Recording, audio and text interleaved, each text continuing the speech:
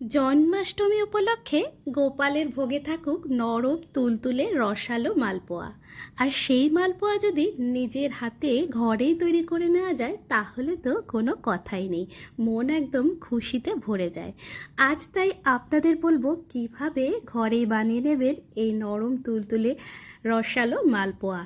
এই recipe follow করে মালপোয়া বানালে প্রতিটা মালপোয়াই একদম বলের মতো ফুলবে আর তৈরি হবে এই রকম সুস্বাদু নরম তুলতুলে মালপোয়া। আসুন রেসিপিটা বলি। এখানে আমি 1 কাপ ময়দা নিয়েছি, 1 কাপ সুজি নিয়েছি, মানে যতটা ময়দা নেবেন সম পরিমাণ সুজি নিতে হবে। একটা চালনির মধ্যে সুজি আর ময়দাটা নিয়ে একটুখানি চেলে নিচ্ছি। আমি যেহেতু আজকে মালপোয়াগুলো একটু রসে ডোবাবো সেই কারণে চিনির পরিমাণটা তুলনামূলক একটু কম ব্যবহার করছি। আপনারা যদি মালপোয়া রসে না ডোবান সেক্ষেত্রে চিনিটা একটু বেশি দেবেন। এখানে আমি 1/2 কাপ চিনি দিয়েছি। এবার এর মধ্যে দুধ দিতে হবে।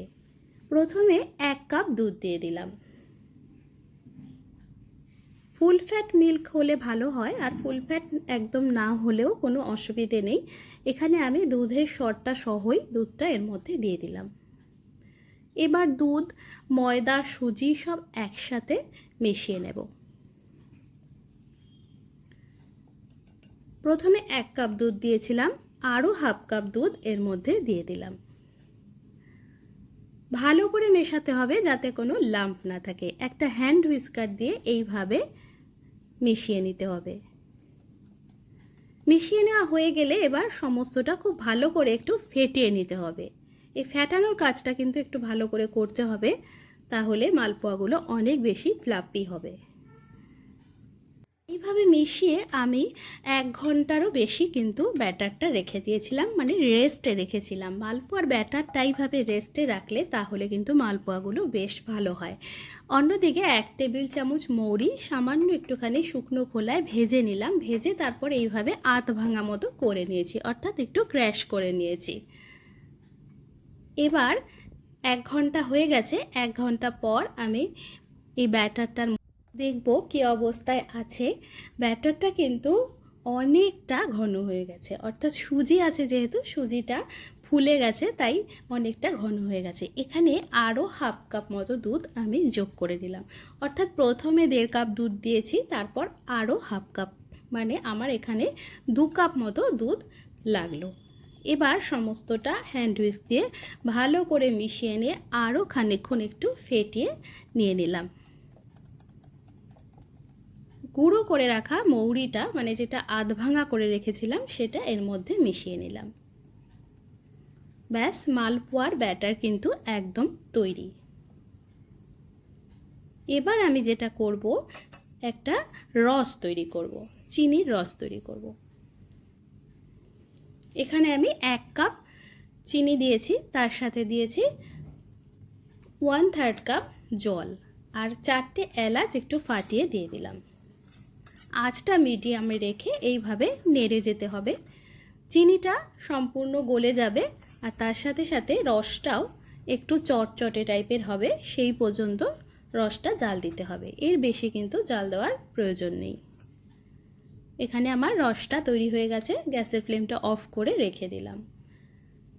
কড়াই বসিয়ে এর মধ্যে আমি প্রায় 1.5 কাপ মতো সাদা তেল দিয়ে দিয়েছি। প্রথমে একটুখানি ব্যাটার এর মধ্যে দিয়ে দেখতে হবে, যদি ব্যাটারটা ওপরে উঠে আসে তাহলে মনে করবেন যে তেলটা একদম মালপোয়া ভাজার জন্য রেডি। একটা হাতায় করে 1 হাতা ব্যাটার এর মধ্যে দিয়ে দিলাম। আঁচটা কিন্তু প্রথম দিকে জোরেই থাকবে, আস্তে আস্তে মালপোয়াটা তেলের ওপরে ভেসে উঠবে। 2 পিঠ ভালো করে সোনালি করে ভেজে তুলে নিয়ে তারপর চিনির রসে একটুখানি কোট করে নিয়ে তুলে নেব। এইভাবে আমি প্রতিটা মালপোয়া ভেজে নিয়েছি। দেখতেই পাচ্ছেন কত সুন্দর একদম বলের মতো ফুলে উঠছে। প্রতিটা মালপোয়াই কিন্তু এই রকম সুন্দরভাবে ফুলে উঠবে। মালপোয়াগুলো ভাজা হয়ে গেলে চিনির রসে খানিকক্ষণ একটুখানি রেখে তারপর তুলে নিয়ে এইরকম একটা র্যাকের ওপর রেখে নিচে থালা দিয়ে রেখেছিলাম। এতে করে এক্সট্রা রসটা ঝরে যাবে আর মালপোয়ার বাইরেটাও একটু ক্রিস্পি থাকবে। সব মালপোয়াগুলো আমি কিন্তু চিনির রসে দেইনি, কয়েকটা মালপোয়া এমনি শুকনোই রেখেছিলাম, যেটা খেতে কিন্তু দারুণ লাগে। আপনারা চাইলে রসে না ডুবিয়ে এই রকম শুকনো মালপোয়াও বানিয়ে ঠাকুরকে ভোগ দিতে পারেন বা নিজেরাও বাড়িতে খাওয়ার জন্য বানিয়ে নিতে পারেন। তৈরি হয়ে গেল একদম রসালো তুলতুলে মালপোয়া, যেটা খেতে দারুণ সুস্বাদু হয়। ঠাকুরকে ভোগ নিবেদন করার জন্য অথবা নিজেরা বাড়িতে খাওয়ার জন্য বানিয়ে নিন এই রকমভাবে মালপোয়া। আজ এই পর্যন্তই, আবার আসবো অন্য কোনো রেসিপি নিয়ে। কেমন লাগলো আজকে আপনাদের আমার এই মালপোয়ার রেসিপি অবশ্যই কমেন্ট করে জানাবেন, আর একটা লাইক করবেন। ভালো লাগলে শেয়ার করে নিজের টাইমলাইনে রেখে দিতে পারেন। একটু ছিঁড়ে দেখালাম কেমন হয়েছে ভেতরটা। এই মালপোয়া খেতে কিন্তু দারুণ সুস্বাদু। ফ্রিজে রাখার দরকার নেই, ফ্রিজের বাইরেই কিন্তু এটা 2 দিন পর্যন্ত খুব ভালো থাকবে।